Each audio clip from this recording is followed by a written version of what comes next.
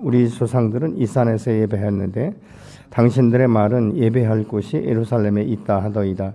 예수께서 이르시되 여자여 내 말을 믿으라. 이 산에서도 말고 예루살렘에서도 말고 너희가 아버지께 예배할 때가 이르리라. 너희는 알지 못하는 것을 예배하고 우리는 아는 것을 예배하노니 이는 구원이 유대인에게서 남이라. 아버지께 참되게 예배하는 자들은 영과 진리로 예배할 때가 오나니 곧 이때라. 아버지께서는 자기에게 이렇게 예배하는 자들을 찾으시느니라. 하나님은 영이시니 예배하는 자가 영과 진리로 예배할지니라. 아멘. 아까도 말씀드렸지만 우리의 영혼이 새로워지고 우리의 삶이 새로워지고 하나님의 은혜가 더 새롭게 느껴지는 이런 삶을 살기 위해서는 첫 번째로 우리에게 주어져야 되는 것이 예배의 변화인 것이죠. 예배가 변화된다는 것은 무엇입니까? 우리가 주의 임재를 새롭게 경험하는 것들을 의미하고 있습니다. 그럼 예배가 무엇입니까? 내가 하나님과 대면하는, 그리고 거룩하신 그 하나님 앞에, 그 공의 앞에 엎드려 절하는 것이죠. 나는 가장 낮아질 수 있는 데까지 낮아지고 그분만이 높임을 받을 수 있도록. 근데 이 예배는 모두가 다 아무나 드리는 것이 아니죠.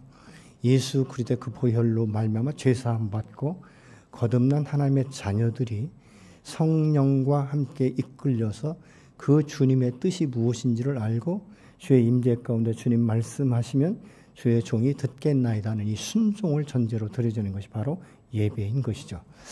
이 구약 시대 때는 이 예배를 드리기 위해서 수없는 짐승들이 죽어나갔습니다. 근데 그 짐승들이 정말 집안에서 쓸모없는 짐승이 아니라 흠없고 점없는 가장 사랑하는 짐승들을 자기의 죄를 대속하기 위해서 잡아 번제로 드렸던 것을 우리가 봅니다. 근데 이 예배 가운데 주의 임재를 경험하지 못하면 우리의 영혼이 갈급한 이 목마름 속에 살아갈 수밖에 없는 것이죠. 오늘 본문에 보면 예수님께서 이 요한복음 4장 1절에 유다에서 갈릴리로 가실 때 내가 이번에는 사마리아를 통과하여야 하겠다 이렇게 말씀합니다. 근데 하겠다라는 이 헬라 의미는 반드시 뭐뭐 하겠다. 반드시 내가 사마리아를 통과해야 되겠다라고 말씀하시는데 왜 예수님께서 반드시 사마리아를 통과해야 될까? 그래서 생각해보면 오늘 이 본문을 비추어 보면 이 한 영혼을 위해서 주님께서 그곳을 통과해야 되겠다라고 결단을 하신 것입니다. 사마리아를 지날 때 수가성이라는 곳에 야곱의 우물이 있는데 제자들은 이제 음식을 구하기 위해서 마을로 들어갔고 예수님 홀로 그곳에 계시지 않습니까? 그때 늘 습관적으로 한 여인이 물동을 이고 물을 기르러 오는데 그 시간이 정오예요. 가장 뜨거울 때 사람들이 이 돌아다니지 않을 그 시간에 돌아온다는 것이죠. 왜 그랬을까? 그 여인은요, 자기의 영혼의 갈급함이 무엇인지를 몰랐어요. 그래서 육체의 이 목마름, 이 육체의 갈급함을 해소하기 위해서 이 야곱의 우물에 물을 기르러 온 여인인 것이죠. 근데 그 날도 동일하게 자기는 습관처럼 그 시간에, 정한 시간에 물동을 일고 왔어요. 근데 웬 남자가 우물가에 앉아서 한다는 말이 내가 지금 목말라 죽겠는데 당신이 물을 기르러 왔으니까 좀 수고롭지만 내게 물 한 잔을 줄 수 있는가? 이렇게 묻습니다. 아마 여러분 같으면 아이고 그렇죠. 당연하죠. 그래서 얼른 물바가지를 이제 우물에 넣고 길어서 드렸을 거예요. 근데 이 여인은 너무 갈급한, 너무 목마름이 있고 이 세상에 대해서 이 쓴뿌리가 너무 많은 여인이에요. 왜 그러냐면 자기의 인생을 살아가면서 자기처럼 각박한 인생을 살아가는 사람들을 보지 못한 것 같아요. 그러니까 나름대로는 이 예배도 드리고 나름대로는 참 이 세상 가운데 팔자 한번 고쳐보기 위해서 이 사람도 만나보고 저 사람도 만나봤지만 시원하게 자기의 이 목마른 부분, 아픈 부분, 이 고통의 부분을 대신 맡아서 리시브해 주면서 그에게 용서와 용납 그리고 어떻게 살아갈 것인가에 대해서 지도해 주고 격려하는 사람이 한 사람도 없었다는 것입니다. 말이 그렇지 여러분, 한 여인이 남자를 한 사람도 아니고 5명이나 이렇게 계속적으로 만난다는 것은 참 기구한 운명 아니겠습니까? 내가 어떻게 이런 인생을 살아가야 될 것인가에 대한 말 못하는 그 아픔과 고통이 있는 것이죠. 그런데 이게 사마리아 사람도 아니고 유다인이 그 우물가에 앉아서 갑자기 물을 달라고 하니까 그 여인의 속에 있었던 이 고통, 이 말로 표현할 수 없는 이 아픔, 이 쓴뿌리에서 아주 강한 말이 나옵니다. 당신은 내가 보니까 유다인인데 평소에 우리를 사람 취급도 안 하고 상종도 안 하고 당신들이 유다에서 갈릴리로 갈 때 한 번도 이 사마리아에 그 땅 밟는 것조차도 아주 더럽게 여겼던 사람인데 어떻게 오늘 나에게 이 물을 달라고 할 수 있는가? 이렇게 반문하는 거예요. 뭐예요? 나 당신 아니어도 나 고통스러운데 나 당신과 상종하고 싶지도 않다는 것이죠. 네, 여러분, 예수님이 왜 이 수가성 야곱의 우물가에 이날따라 앉아서 그 여인을 기다렸을까? 왜 그럴 것 같습니까? 이 한 여인의 고통과 부르짖음을 아신 거예요. 그래서 그날 그곳에 와서 기다리셨던 것입니다. 우리가 생각할 땐 우연인 것 같고 뭐 그 여인이 늘상 습관적으로 다니던 것이니까 이렇게 생각하겠지만 그날만큼은 바로 예수님을 만날 때가 된 줄로 믿습니다. 여러분과 예수를 만나는 것은 우연한 것이 아니에요. 누가 전도했기 때문에 아니에요. 그때를 하나님께서 기다리셨고 그 마음의 이 빗장을 풀으시고 내가 죄인인 것을 깨닫게 하셔서 회개하게 하신 것이죠. 그리고 주님을 만나면서부터 나의 신분과 권위가 바뀌고 가치관이 바뀌기 시작하지 않습니까? 정체성이 바뀌기 시작한 거예요. 이 정체성이 바꾸고 신분과 권위가 바뀌어진 자들만이 하나님 앞에 예배 드릴 때 주의 임재 앞에 나갈 수 있는 것이고 신령과 진정으로 예배 드릴 수 있는 마음의 문이 열린 줄로 믿으시기 바랍니다. 그래서 예수 믿고 구원받은 자들은 축복의 삶을 살아가는 거예요. 그런데 예수님께서 왜 이 여인에게 다른 어떤 그 상처의 깊이를 처음부터 찌르지 않고 왜 물을 달라고 소통하셨을까? 이 여인이 지금 가장 마음의 문을 열 수 있는 쉬운 것이 물의 문제예요. 왜요? 물을 기르러 왔기 때문에 그렇습니다. 물의 이야기를 하다가 예수님께서 이렇게 말씀합니다. 너 이게 야곱의 우물이고 뭐 믿음의 조상의 우물이라고 말하고 있지만 이 물은 내 육신적으로는 일시적으로 그 갈급한 목을 축일 수는 있지만 이 물은 영원히 그 목마름, 너의 그 영적인 문제를 해소해 줄 수는 없다라고 지금 질문하시는 것이죠. 그러면서 말씀하는 거예요. 이 물은 일시적으로 너의 그 갈급한 육체의 이 목마름을 해소할 수 있지만 내 영적인 목마름은 해소할 수 없다. 그런데 내가 주는 물을 마시면 그 배에서부터 생수가 솟아나기 시작하는데 이 물은 영원히 목마르지 않는 물이다라고 말씀하시는 것이에요. 여러분 한번 생각해 보십시오. 육신의 물을 달라고 하는 줄 알았는데 여인에게 예수님께서 말씀하시는 것은 육신의 물이 아니라 너의 갈급한 영혼을 적시면서 영원히 목마르지 않는 비법이 무엇인지를 지금 말씀하고 있는 거예요. 그러니까 이 여인이 이해가 되겠습니까? 이해가 되지 않는 거예요. 여러분 우리가 불신자들에게 이 말씀 전해 보십시오. 뭐 귀신 씻나라 까먹는 소리에 이렇게 말할 거예요. 그러면서 세뇌됐다라고 말하기 참 쉬울 것입니다. 근데 우리는 어떻습니까? 그게 사실이지 않습니까? 내가 예수를 만난 기쁨과 그 은혜 안에서 주님 앞에 나가서 우리가 주님을 주님이라고 인정하고 부르고 하나님을 찬양할 때 나도 모르게 손이 들려지고 내 가슴에 정말 감동이 오고 눈물이 나는 이런 예배들이 우리의 삶 가운데 오늘날 경험되어지지 않습니까? 근데 이 말씀을 하니까 이 여인이 갑자기 뭐라고 말합니까? 물을 퍼서 주님께 드려야 될 이 여인이 그 물을 내게 달라라고 말하고 있는 거예요. 내가 당신이 말한 이 물을 먹고 영원히 목마르지 않기를 소망합니다. 이렇게 말을 하니까 예수님께서 전혀 또 다른 질문 하잖아요. 너 남편 데리고 올래? 이렇게 말씀하는 거예요. 여러분이 남편이라는 이 말에 이 여인의 반응이 어땠을 것 같습니까? 이 비밀은요, 아무도 모르는 비밀이에요. 근데 예수님께서 갑자기 남편을 데려오라고 하니까 움찔하는 거죠.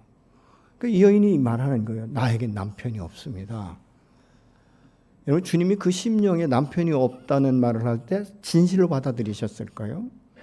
예수님께서 이렇게 말씀하는 거예요. 그래, 너 남편 없지? 맞아. 너가 지금 살고 있는 남자도 진정한 너의 남편이 아니지. 여러분 한번 생각해 보십시오. 기절할 일 아니겠습니까? 아니 남편이 없다라고 말했는데 생전 처음 보는 이 젊은 남자가 말하기를 맞아 너 남편 없지. 너 지금 사는 남자도 내 진정한 남편이 아니지라고 말하고 있는 거예요. 이게 무슨 뜻입니까? 내 영혼의 목마름은 육체의 목마름처럼 세상의 그 갈급함을 찾아 나섰지만 너와 지금 함께 사는 그 남자도 너의 영혼을 소성시킬 수 없다. 이 의미인 것이죠. 다시 말하면 이 여인은 이 눈에 보이는 육체적으로는 이 남자 저 남자 5명까지 맡겼지만 다른 방법으로 어떤 영적인 생각을 하면 이 여인은 자기의 영혼의 목마름 이 갈증을 해소하기 위해서 이곳 저곳 안 다닌 곳이 없을 만큼 다녔다는 것이죠. 마치 12의 혈루증을 앓는 여인이 자기의 이 혈루의 근원을 치료하기 위해서 이 사람 저 사람 유명하다는 사람들을 다 만나봤지만 아무도 자기의 혈루의 근원을 말하게 할 수가 없지 않았습니까? 그래서 예수님께 나온 거예요. 근데 이 여인은 오늘 우물가에 자기의 육체의 이 목마름을 해소하기 위해서 물을 기르러 나왔지만 예수님께서 이 여인에게 지금 말씀하고 있는 것은 물이 아니라 내 영혼의 갈급함, 내가 얼마나 나를 만나기 위해서 지금까지 몸부림쳤고 너의 영혼의 목마름, 그 갈증을 해소할 수 있는 길을 찾기 위해서 얼마나 여러 방향으로 다녔는가를 지금 고백하게 하시는 것입니다. 여러분이 이 여인 같으면 어떻게 반응하시겠습니까? 그러니까 이 여인이 더 이상 이거에 대해서 말하고 싶지 않은 거예요. 근데 여러분 무엇이 놀라운지 아십니까? 이 여인의 자신의 영적인 고갈됨, 이 갈급함을 비로소 알기 시작하는 것입니다. 그러면서 예배의 이야기를 꺼냅니다. 내가 지금까지는 이 사마리아 그리심산에 있는 산당에서 수없이 예배를 드렸지만 나는 하나님을 만나지 못했습니다. 내 영혼의 이 갈증, 이 갈급함을 해소할 수가 없었습니다. 그런데 바람결에 들려오는 소리가 예루살렘에도 하나님의 성전이 있다는데 혹시 내가 그곳에 가면 내 영혼의 갈급함을 해소할 수 있는 하나님을 만날 수 있을까요? 이 질문이에요. 왜요? 이 여인은 예수님이 자기의 그 심령을 꿰뚫어 보다 보니까 선지자인 줄 알았어요. 내가 지금까지 이 말을 물을 사람이 없었지만 내가 보아하니 당신은 선지자 같은데 선지자라면 적어도 나의 이 영적인 갈급함을 이야기해 줄 수 있겠다.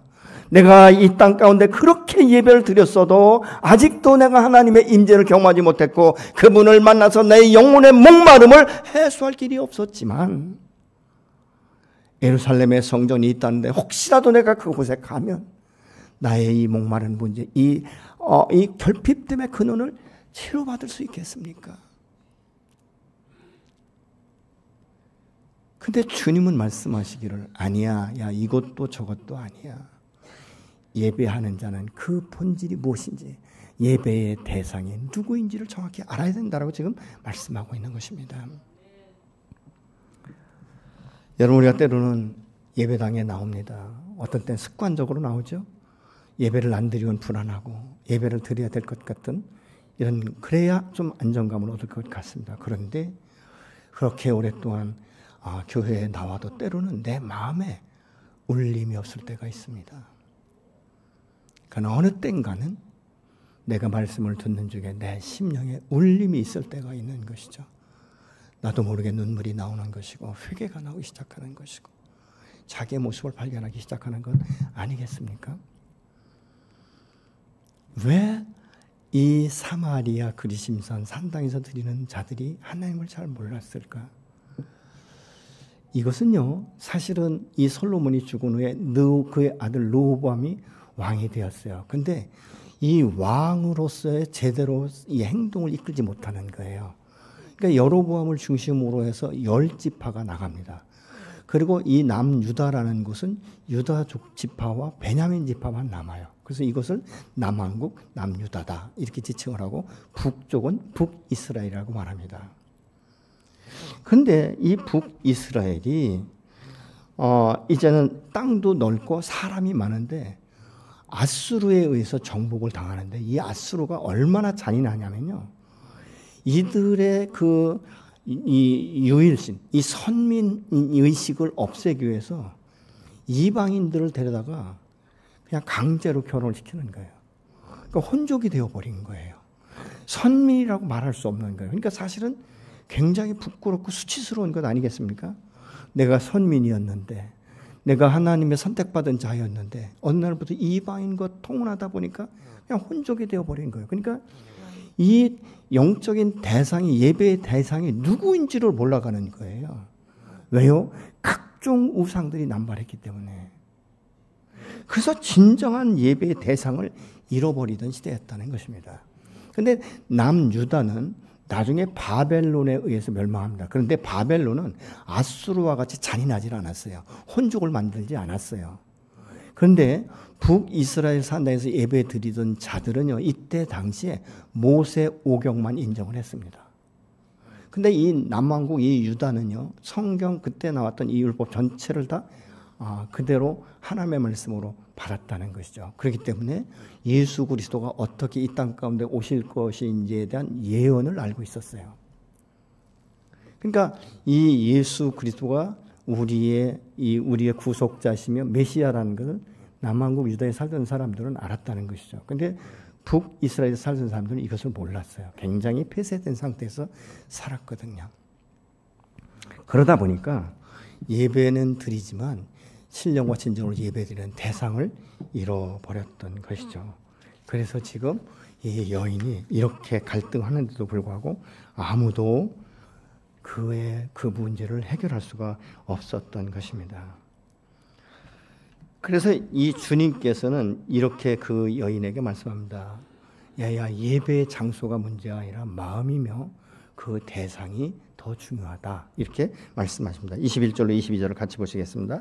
예수께서 말씀하셨다. 여자여, 내 말을 믿어라. 너희가 아버지께 이 산에서 예배를 드려야 한다거나 예루살렘 성에서 예배를 드려야 한다거나 하지 않을 때가 올 것이다. 너희는 너희가 알지 못하는 것을 예배하고 우리는 우리가 아는 것을 예배한다. 구원은 유대 사람에게서 나기 때문이다. 왜냐하면 이 모세 율법만 아까도 말씀드린 보다 보니까 잘 몰랐던 거예요. 근데 예수님께서 그때가 오는데 언제입니까? 이때인데, 이때가 언제입니까? 예수 그리스도가 이 땅 가운데 육신을 입고 오셔서 공생의 사역을 시작하면서부터 그때를 말하고 있는 것이죠.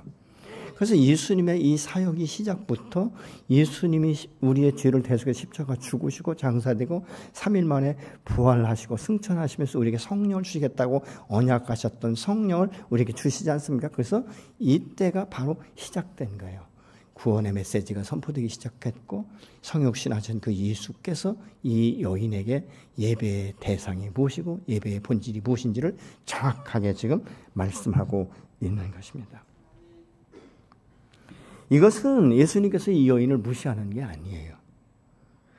그렇기 때문에 이 무지한 이들을 위해서 오신 예수 그리스도께서 지금 사마리아 여인의 질문에 답하시기를 하나님께 드리는 이 진정한 예배는 장소의 문제가 아니라 바로 대상의 문제이고 그 대상이 내 앞에 있는 나다라고 지금 말씀하고 있는 것입니다.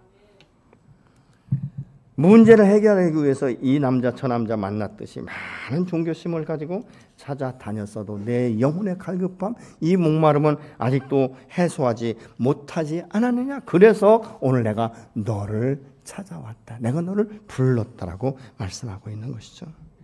여러분, 주님을 어떻게 만나셨습니까?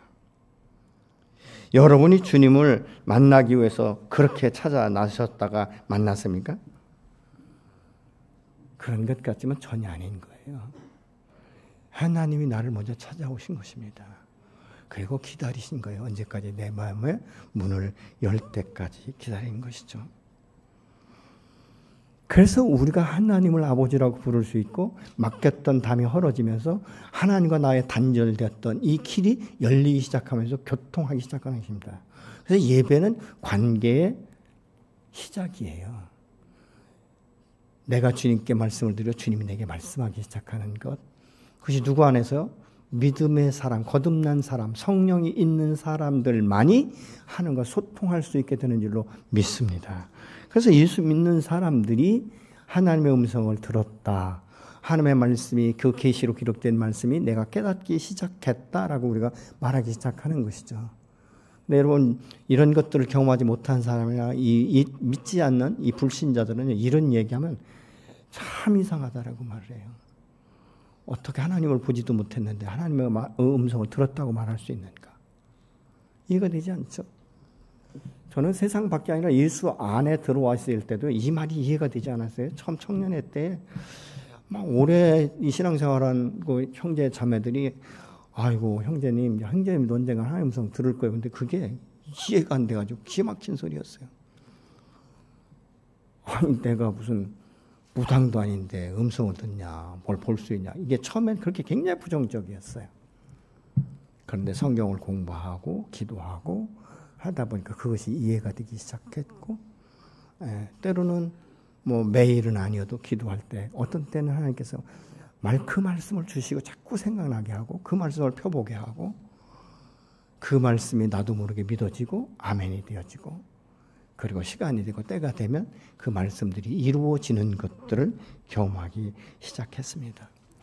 하나님의 예배를 드릴 때 내 마음과 정성을 다하고 거룩한 그 하나님 앞에, 그 보좌 앞에 나갈 때마다 나의 죄짐을 십자가 앞에 맡기면서 죄를 고백하고 사함받고 쉽고 가벼운 멍에를 메면서 주님이 나와 함께 동행하시고 주의 일에 나 같은 부족한 자를 부르셔서 동역자로 삼아주신다는 것, 이게 얼마나 큰 축복인지 모릅니다.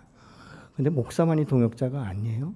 여러분들이 있는 그 자리에, 여러분이 사는 그 가정 가운데 하나님의 역사를 여러분은 지금 수행하고 있는 것이죠. 그것이 동역이에요. 여러분의 직장에서, 여러분의 가정에서, 여러분의 사업처에서, 여러분과 친분을 맺은 사람들과의 관계 가운데 하나님의 역사를 나타내고 하나님의 일을 행하는 것, 대행하는 것, 그게 동역이에요. 동역을 너무 크게 생각하고 어렵게 생각하시면 안 되는 것이죠. 예수님은 목마른 사슴이 시냇물을 찾기에 갈급해 한같이 목말라 하는 자들을 향해서 오늘 또 찾아오십니다. 유대인들이 걷기 싫어하는 그 사마리아 땅에 예수님이 한 여인을 위해서, 한 영혼을 살리기 위해서, 그 목마름을 해소하기 위해서 찾아가서 기다리신 것입니다. 처음엔 육체의 목마름을 해소하기 위해서 야곱의 우물에와 마셔도 끝없는 이 반복되는 삶을 사는 이 여인에게 물의 문제가 해결되면서 남편의 문제, 내 영혼의 갈급함이 무엇인지, 그 원인이 무엇인지, 그것을 지금 말씀하실 때 이 여인이 스스로 말을 돌이키는 것 같았지만 결국은 예배에 대해서 질문하기 시작하지 않습니까? 이 말은 무슨 말입니까? 우리의 삶 가운데 예배가 회복되어야, 예배 속에 주의 임재를 경험해야 우리의 삶이 새롭게 변화를 받게 되는 줄로 믿으시기 바랍니다. 그래야 그 새롭게 변화된 이 영혼 가운데 새로운 그 계시를 받고 하나님의 음성을 들으면서 새 일을 행하시는 그님 앞에 우리가 순종할 수 있는 믿음이 생기게 되는 줄로 믿으시기 바랍니다.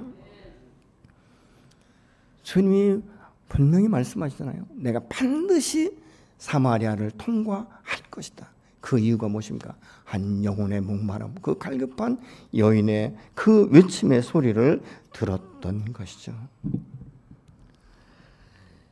여러분, 예수님 만난 이 사마리아 여인은 물의 문제가 해결되고 남편의 문제가 해결되면서 영혼의 문제가 해결된 것이에요. 내가 지금까지 이곳에서 그렇게 수없는 예배를 드렸고 그렇게 수없는 육체의 그 갈급한 이것을 목마름을 채우기 위해서 수없는 물을 마셨지만 해결되지 않았던 이 문제가 바로 내가 오늘 예수를 만남으로 해결되었다라고 여인이 고백하고 있는 것입니다. 23절에 아버지께 참되게 예배하는 자들은 영과 진리로 예배할 때가 오나니 곧 이때라. 아버지께서는 자기에게 이렇게 예배하는 자들을 찾으시느니라 라고 말씀하고 있습니다. 곧 이때란 말은 아까도 말씀드렸지만 예수께서 이 땅에 오신 이후에 모든 때를 지금 의미하고 있는 것이죠. 예수 그리스도 안에서 거룩한 하나님과 죄로 인해서 하나님과 이 관계가 단절되었던 것을 예수 그리스도 인하여 그 길이요 진리요 생명이신 그분이 문을 열었고 길을 내시면서 그 길을 따라갈 때 우리가 하나님의 얼굴을 보기 시작하는 것이죠. 그래서 예배 드릴 때 우리가 주의 임재를 비로소 경험하기 시작하는 거예요. 내 목마름이 해소되면서부터 내 마음 가운데 자유가 있는 것이고 묶였던 모든 끈들이 풀어지기 시작하는 것이죠. 여러분 인생의 매듭은요 한 번 묶여서 이것이 풀어지지 않으면 계속적인 매듭이 생겨요. 우리의 마음의 문제가 하나가 묶이기 시작하면 지속적으로 묶이기 시작하는 거예요. 이 여인은 그 묶임이 있었던 것이죠. 5 남자를 바꿀 때마다 그 여인의 인생은 하나의 묶임이 되어버리는 것이고 그리고 전 남편과 계속적으로 비교하기 시작하지 않습니까? 이 사건도 완벽한 사람은 아무도 없어요. 그러니까 전 남편이 나빠서 또 헤어지지만 또 다른 남자를 만나면 그 남편에게 좋은 것들이 있었다는 것이죠. 여러분 잘못된 종교 생활이 이런 일을 낳습니다. 악순환을 낳지 않습니까? 이 종교 저 종교 뭐 다 다녀봐도 자기의 마음을 후련하게 할 수 없는 것은 무엇입니까? 영혼에 대한 그 문제가 해결되지 않기 때문에 가장 핵심적인 문제가 해결되지 않는 것은 무엇입니까? 죄의 문제가 해결되지 않는 거예요. 예배의 대상을 몰랐던 거예요. 예배의 대상을 모르니까 이곳저곳 다니면서 여러 가지로 노력만 할 뿐인 것이죠. 그런데 그 주님을 만나면서부터 여인의 매듭이 풀려지기 시작했던 것이죠. 여러분 예배는 하나님 앞에 정직해야 돼요. 거룩한 영으로 충만한 것처럼. 사람은 속일 수 있지만 하나님은 속일 수가 없는 거예요. 하나님 앞에 정직하고 거룩한 마음으로 드릴 때 하나님이 기뻐하시는 예배인 것이죠. 왜 그렇습니까? 우리는 세상에서 부름받은 자들이기 때문에 그렇습니다. 24절에 하나님은 영이시니 예배하는 자가 영과 진리로 예배할지니라. 하나님이 이 하나님 앞에 영과 진리로 어떻게 우리가 예배드릴 수 있는가? 하나님 눈으로 볼 수 없고 만질 수 없고 그렇지 않습니까? 들을 수도 없어요. 그런데 어떻게 그분을 우리가 만날 수 있는가? 어떻게 우리의 영으로 예배드릴 수 있는가? 근데 우리가 성경에 보면 그분은 무소부재하시다. 어느 곳에든지 계시다. 회전하는 그림자도 없다. 내 모든 것들을 다 알고 계신다. 이렇게 말씀하고 있잖아요. 그럼 이게 무엇일까? 뭐 여러 가지가 있겠지만 하나님의 자녀로서 인격적인 만남과 관계인 것입니다. 내가 하나님을 만나고 내 영이 소성되면서부터 내 뜻이 아니라 세상의 뜻이 아니라 하나님의 뜻을 발견하기 시작하고 주님 앞에 나가 소통할 때도 인격적인 소통을 하기 시작하는 것이죠. 내가 말씀을 드릴 때 그분이 들으시고 그분이 말씀할 때 내가 들을 수 있는 이 자세. 찬양을 부를 때 내가 그냥 소리 지르는 것이 아니라 그 주님을 갈망하고 주님을 사모하고 주님의 은혜에 감사하며 감동된 마음으로 손을 들고 하나님을 찬양하기 시작하면 그 찬양 속에 거하시는 그 주의 임재를 우리가 경험하기 시작하는 거예요. 그러니까 찬양하다 말고 눈물이 왜 나오겠습니까? 그 주의 임재가 주의 말씀이 내 안에서 역사하기 때문에 그런 것 아니겠습니까? 내가 무엇이건대 하나님 나를 이처럼 사랑하셨고 나 같은 죄인을 자녀 삼으시고 오늘 또 나를 사랑한다라고 말씀하십니까? 나의 삶을 돌아볼 때 너무나 형편무인 지경인데 그럼에도 불구하고 내가 너를 기뻐한다라고 말씀하시는 이 말씀이 도저히 이해가 되지 않나요? 그럼에도 불구하고 요한일서 같은 데는 뭐라고 말합니까? 그 하나님의 사랑이 한량없이 우리에게 부어진 바 되었다라고 말하고 있지 않습니까? 언제요? 내가 죄인 되었을 때부터 나에게 눈여겨보셨고 나를 찾아오셨고 기다리셨고 인내하셨고 그러면서 나를 나되게 하신 그 하나님, 그 하나님 앞에 예배 드리는 것은 나의 모든 것들을 다 드리는 거예요. 모든 것들을 다 맡기는 것 아니겠습니까? 주님, 나의 건강과 나의 생명과 물질과 모든 것들이 아버지의 것입니다. 예배 드릴 때마다 이것을 인정하고 고백하기 시작하는 것이죠. 그러면 영적인 예배가 무엇이냐? 진리가 무엇이냐? 진리로 예배한다는 것은 예수 그리스도를 통해서 우리에게 그 구원을 주신 그 은혜에 대한 감사와 헌신으로 예배를 드리는 것입니다. 그래서 우리가 이 주님 앞에 예배를 드릴 때 분명한 우리 안에 지적인 것도 이해가 있어야 돼요. 말씀이 내가 기억이 되어야 되는 것이고, 말씀이 내 안에서 운행이 되어야 되는 것이고, 성령이 나에서 역사하는 것에 대해서 나의 모든 것들을 내려놓기 시작하는 것이죠. 예, 주님, 이것이 죄였던 것을 내가 이제 깨닫습니다. 그러면서 이 죄에 대해서 계속 고백하면서 그 인생의 짐들을 십자가 앞에 내려놓기 시작하는 것이죠. 왜요? 주님이 그렇게 말씀하세요. 수고하고 무거운 짐진 자들아 다 내게로 오라. 내가 너희를 쉬게 할 것이다. 내가 너희의 영혼을 회복시킬 것이다. 내가 이 영혼을 회복시켜 내가 춤을 추는 그날을 내가 보게 할 것이다 라고 말씀하고 있는 거예요.